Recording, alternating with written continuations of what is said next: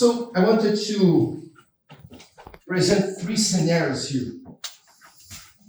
Because rather than baseline, we have to think about in terms of scenarios for Europe going forward. So three scenarios. I think actually you're going to probably see all of them in sequence. We start at the bottom and go to the top. So I call them the good, the bad, and the ugly. Again, I like the number 3 because it's easier to remember. Let's start with the scenario at the bottom. It's the ugly one. I think that's the one we're going to see taking place over the next 6 months from now until the end of the year. It's a scenario where you see lots of talk or action on retaliation.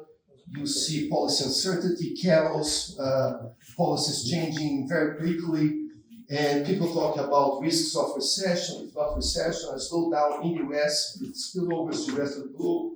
You see inflation pressures, especially in the United States, where inflation expectations are already rising, and you see a strategic retrenchment taking place. So I think that's the likely scenario for coming months. I think over time we shift from the ugly to the bad. It's still not great, but it's less bad.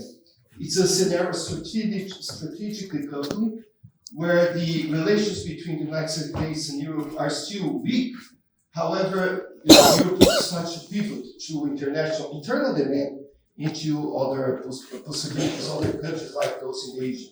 So in this scenario, growth is still slow, but more resilient, because you're moving away from the United States. And you have the good scenario, which may materialize over time, in coming years, where the Eurozone aligns with more like-minded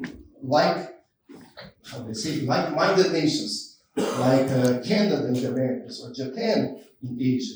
So that's a better scenario where growth is still relatively moderate, but it's stable and based on green innovation, based on defense spending, you have the potential for a more sustainable recovery.